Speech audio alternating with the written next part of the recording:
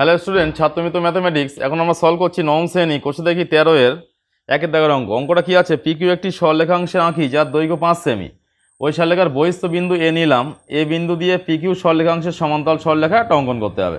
তাহলে আমরা দেখো এখানে 5 সেমি একটা সরলরেখা এঁকেছি, যেটা নাম দিয়েছি পিকিউ।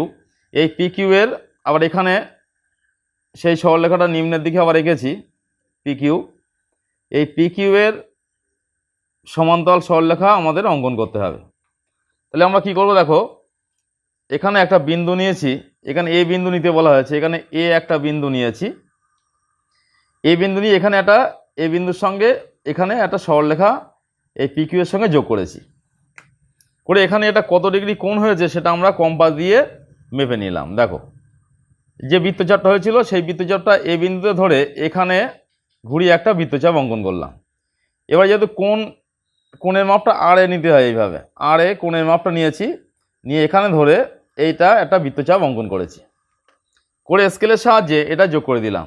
তাহলে এই যে সরলরেখাটা পেয়েছি, কি সরলরেখা? এখানে এ বিন্দু নিয়েছিলাম, এখানে দেখো সি ডি, তাহলে সিডি নাম দিলাম। তাহলে পিকিউ সরলরেখার সমান্তরাল সরলরেখা আমরা অঙ্কন করলাম, কি সিডি অঙ্কন করেছি। তাহলে এখানে কোশ্চেনটা ছিল পিকিউ একটি সরলরেখা আঁকি যার দৈর্ঘ্য 5 সেমি, এখানে 5 সেমি ছিল। ওই সরলরেখার বহিস্থ বিন্দু এ নিলাম, এ বহিস্থ বিন্দু এ নিয়েছি, এ বিন্দু দিয়ে পিকিউ সরলরেখার সমান্তরাল সরলরেখা আঁকি। তাহলে পিকিউ সরলরেখার সমান্তরাল কীভাবে আঁকলাম নিশ্চয়ই নিয়মটা লক্ষ্য করলে। তাহলে এইভাবে সহজ পদ্ধতিতে শিখতে গেলে বা জানতে গেলে কি করতে হবে, আমার যে ছাত্রমিত্র অ্যাপটা আছে সেটাকেই ইনস্টল করতে হবে, তাহলে সহজ পদ্ধতিতে অঙ্কনগুলো শিখতে পারবে। দেখো আমি আঁকাটা আর একবার দেখাচ্ছি। এখানে 5 সেমি সরলরেখা নিচ্ছি, একটা সরলরেখা টানার নিয়ম হচ্ছে 1 সেমিতে একটা দাগ দেবে আর 5 সেমিতে একটা দাগ দেবে, দিয়ে দুই প্রান্ত যোগ করে দেবে 5 সেমি। এই সরলরেখাটা নাম হচ্ছে পিকিউ। পিকিউ সরলরেখা, এর দৈর্ঘ্য 5 সেমি। বলা হয়েছে এ একটা বিন্দু নিতে হবে, বহিস্থ বিন্দু এ, এখানে এ একটা বিন্দু নিলাম। এবার কি করব, স্কেল দিয়ে একটু কোণাকুণি করে এই বিন্দুর সঙ্গে এটা যোগ করে দেব, দিয়ে এখানে দেখব অ্যাঙ্গেলটা কত হয়েছে। এখানে যে কত ডিগ্রি অ্যাঙ্গেল হয়েছে একটা বৃত্তচাপ আঁকবো, এখানে কম্পাস দিয়ে একটা বৃত্তচাপ আঁকবো।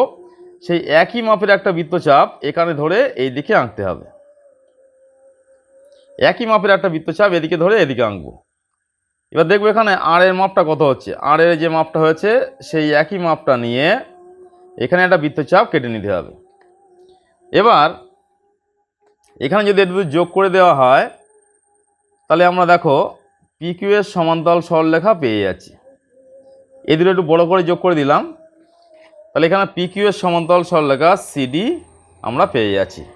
নিচে একটা ল্যাঙ্গুয়েজ দিয়ে লিখতে হবে যে পি কিউ এর সমান্তরাল সরলরেখা সিডি অঙ্কন করা হলো, সিডি অঙ্কন করা হলো। তাহলে এইভাবে সহজ পদ্ধতিতে শিখতে গেলে জানতে গেলে আমাদের যে অ্যাপটা আছে ছাত্রমিত্র অ্যাপ, সেটাকে ইনস্টল করতে হবে। তাহলে সহজ পদ্ধতিতে তুমি তোমার ক্লাসের প্রয়োজনীয় অঙ্ক শিখতে পারবে।